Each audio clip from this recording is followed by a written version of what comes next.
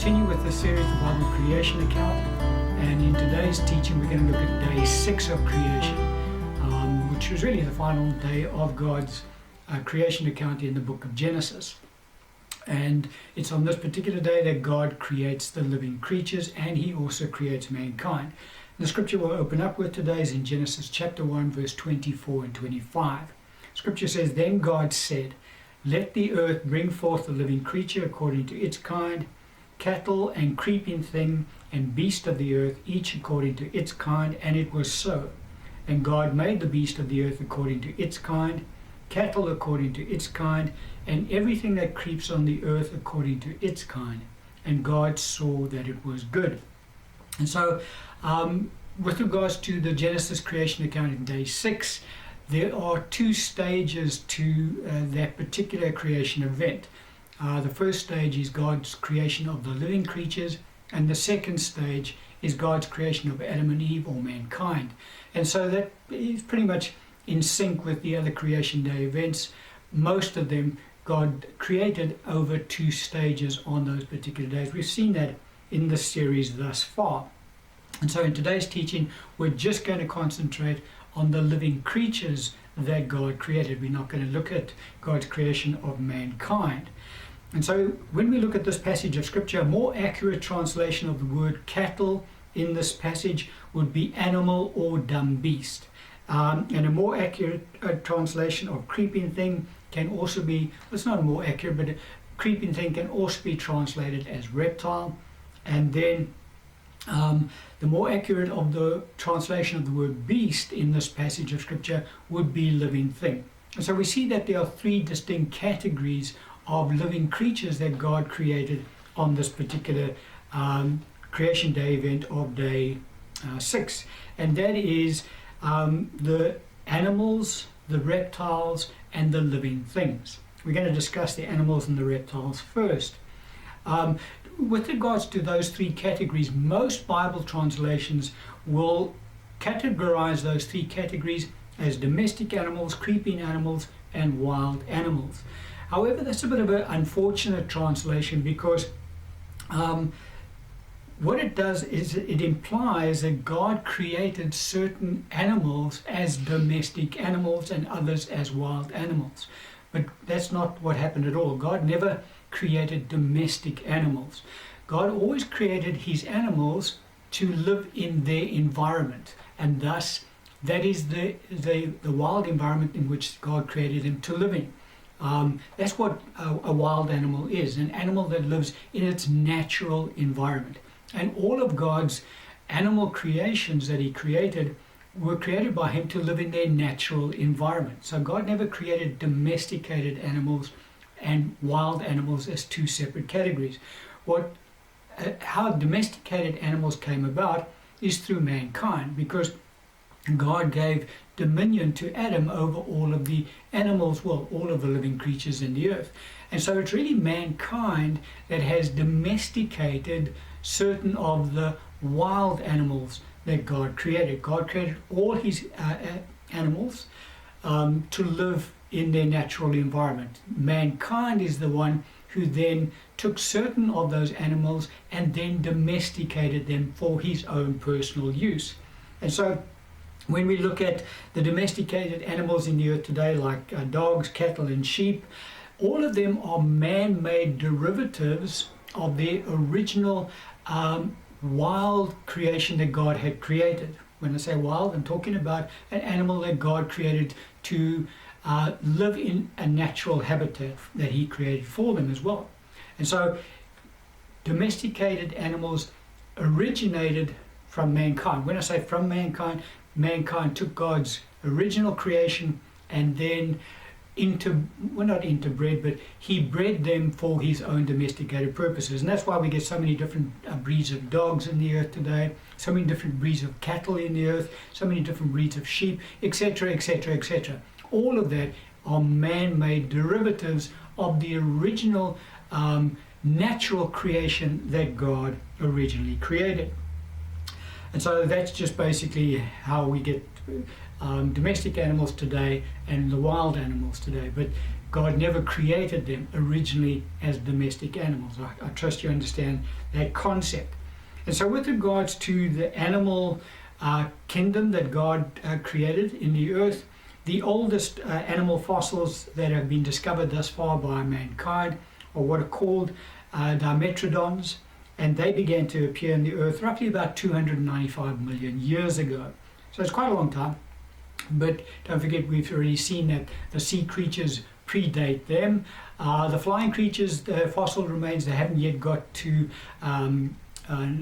a date that is predating the animals. I think the oldest we saw was 212 and 228 million years ago for the pterosaurs. But with regards to animals, the oldest species they found is dimetrodons, 295 million years ago. The oldest reptile fossils discovered thus far are called Hylonomus, and that particular species began to appear on the earth roughly about 312 million years ago. And so as we've discussed with the sea creatures and the flying creatures that God created in the earth, we've already mentioned that over the ages, because the earth has gone through various ages, and we're going to get into that in a bit more depth in the series, from the time that God created the earth has gone through various ages up until now. And as each age has come and gone, God has created an era of species that populated the earth in that age. At the end of the age, that species God brought to a close and then repopulated the earth with the new era of species. And so that same principle applies to the animal creation, or the living creatures that God created in the earth. Now, just as God spoke to Job about Leviathan, that particular prehistoric animal that we discussed, or sea creature we discussed in the previous teaching, so it is that God also discussed with Job a creation of his that he called Behemoth, which is also prehistoric. When I say prehistoric, I'm talking about a creature that lived in the earth millions of years ago, long before mankind ever came onto the earth. And so we pick up this passage of scripture where God is describing to Job one of his creations that existed in ages past. Job chapter 40 verse 15 to 24. God speaking, he says, "Now look now at Behemoth, which I made with you. He eats grass like an ox. See now, his strength is in his hips, and his power in his stomach muscles. He moves his tail like a cedar. The sinews of his thighs are tightly knit. His bones are like beams of bronze, his ribs like bars of iron. He is the first of the ways of God. Only he who made him can bring near his sword. Surely the mountains yield food for him, and all the beasts of the field play there. He lies under the lotus trees and a covert of reeds and marsh. The lotus trees cover him with their shade. The willows by the brook surround him. Indeed, the river may rage, yet he is not disturbed. He is confident, though the Jordan gushes into his mouth, though he takes it in with his eyes, or one pierces his nose with a snare." And so God explains this particular creature to Job. Again, this is a creature that Job has never seen before. God shows it to him in a vision and describes it to him at the same time. And the point we need to understand is, why does God do that? God calls this particular creature Behemoth. Now again, you get Bible scholars today, so-called, well, I shouldn't say that's a bit derogatory, but you get Bible scholars that look at this creature that God describes and then try and equate that creature to either a hippopotamus, a hippo, sorry, or what's the other one, or an elephant. Those are the two. They say, they look at what God describes here and they say, all right, that's a hippo or it's an elephant. But nowhere near does those two animals come anywhere close to fit in this particular description. Both of those animals, if you have a look at their tails, they have little short tails really, and it's not a tail like a cedar. No, the animal that God is describing to Job in this instance here, the closest resemblance we have, that comes close to resembling this type of animal is a Brachiosaurus. Now the Brachiosauruses lived on the earth roughly about 154 million years ago, and they became extinct about 145 million years ago. So that's the time period they roamed the earth. Lots of fossil remains of this particular type of species have been found in the earth today. So why does God reveal this animal to us in Scripture? It's again to show us, because he knew mankind would discover the fossils, because don't forget, all knowledge comes from God. And so when God said knowledge would increase in the earth, it's him who is giving mankind more and more knowledge as we draw to the close of the age. And so God knew that mankind would discover these fossils, and so he puts it into his scriptures to reveal to us, I'm the guy who actually made these animals. So that just helps the Christians understand who their creator is and what it is that he actually does create. And so that's just another animal that existed millions and millions of years ago. And so that brings us to now the third category that we want to discuss, because we've discussed the animals and we discussed reptiles. Well, I mentioned the one reptile already. Now the living creatures that God created on day 6 God created various species that mankind today know as hominids. And so these are the living creatures. Don't forget, there are 3 categories that God created on this day: the animals, the reptiles, and then the living creatures.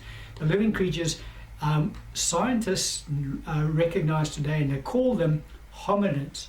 Now hominids are the most notable hominid species that we can recognize, that people hear about, are Neanderthals. And Neanderthals lived on the earth roughly between 400 to 40,000 years ago. 400,000 years ago they started appearing in the earth, and they became extinct roughly about 40,000 years ago. They're of the family of the hominid species, of the family of what is termed in scientific circles as the great apes. And they lived in small family groups, and most of their fossilized remains have been found in and near caves, which is why the term caveman has been derived from this discovery of the Neanderthal fossilized remains in the earth, because they seem to have dwelt in and around caves, and so we know them also as cavemen, really.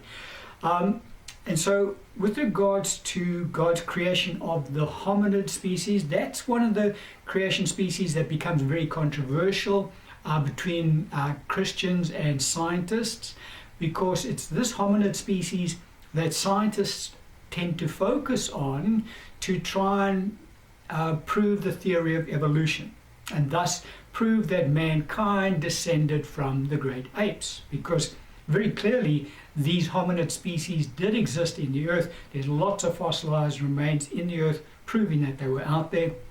And so scientists are trying to link them to mankind so that they can say, see, mankind descended from apes who descended from single-celled organisms in the earth. We're going to deal with the whole theory of evolution later in the series, and we'll show just how distorted that theory actually is. But nevertheless, with regards to the Neanderthals and the other various hominid species, but specifically we'll concentrate on Neanderthals because they're the most common known amongst the hominid species that God created. With regards to all of God's creation, what he does is he imparts a certain degree of intelligence to each one of his created beings. And we pick that up in Job 39:17. God talks about the intelligence that he gave to the ostrich, for argument's sake. He just says he didn't give them too much intelligence, which is why they don't really look after the eggs. But every single species that God creates, he gives them a certain degree of intelligence so that they can function in the habitat and at the level that God created them to function at, which is why animals can be taken by mankind today from the wild, so to speak, and be trained to perform certain functions because they have a certain degree of intelligence given to them by God. But there's a limit to that intelligence. So They can be trained to a point, but no further than that, because mankind, in trying to get them to do certain things, it's just beyond their capacity, because that's beyond the intelligence limit that God has given to his creation, those particularly created beings. And so with regards to the Neanderthals, and we'll just concentrate on that hominid species, God gave them a certain degree of intelligence as well. And so the intelligence that God gave them, from what we can see in the fossilized records, they were able, should I say, to create certain stone tools that they could use for various tasks, like hunting, for argument's sake. And so people say, see, that's an indication we came from the Neanderthals or the hominids from that point of view. But even in modern ape species today, we see a certain degree of intelligence displayed by modern apes out there, modern chimpanzees today. They use sticks, and they insert the sticks into termite mounds, thus extracting termites that they can eat. So that's a form of a use of a tool that modern day chimpanzees use today. Modern day certain monkey species take rocks, and they use those rocks to open up and break open the shells of crabs so that they can eat the crabs. And so, we see modern ape species using certain tools to help them to be able to eat certain foods. And so just as those particular ape species have that degree of intelligence to be able to use stones and sticks as tools, so it is that God gave the Neanderthals a certain degree of intelligence that they could shape certain stone tools to help them for hunting, etc., etc. Now, what scientists or people that discover that work in these scientific fields, what they do with regards to the Neanderthals, for example, is they try and propagate a theory or theories that Neanderthals harnessed fire, that they used to wear clothing of animal skins, and that they also developed their own language. However, there's no credible scientific evidence for those claims. The only credible scientific evidence can be found of these various stone tools that have been found in locations where fossilized remains of Neanderthals have been discovered. But the use of fire, the wearing of clothing, animal skin clothing, the use of language, all of that are theories. There's no credible scientific evidence to support those theories. But what scientists try and do is create those kind of false expectations and false theories, because they're determined to create the false narrative that mankind descended from these types of creatures. And so if they can prove, or if they can come up with theories that these kind of creatures also were able to make fire, wear clothing, speak to each other, well, that makes them very much closer to mankind. But there's no, as I say, there's no credible scientific evidence to prove those theories, and so they can be discounted really from that point of view. And so we get the Neanderthals. They existed on the earth, began to appear on the earth roughly 400,000 years ago, disappeared from the earth, became extinct roughly 40,000 years ago. And so that's this particular species that God created on day 6. And so we see day 6, God's creation of animals, creation of reptiles, and creation of living things, which are in fact the hominids. Now the hominids predate Neanderthals. They go back millions of years ago as well. But as I say, we've just concentrated on the Neanderthals in this today's teaching, because they're the more commonly known of the hominid species. But all of the hominid species are members of the scientific grouping called the great apes. I'm going to end the teaching on that.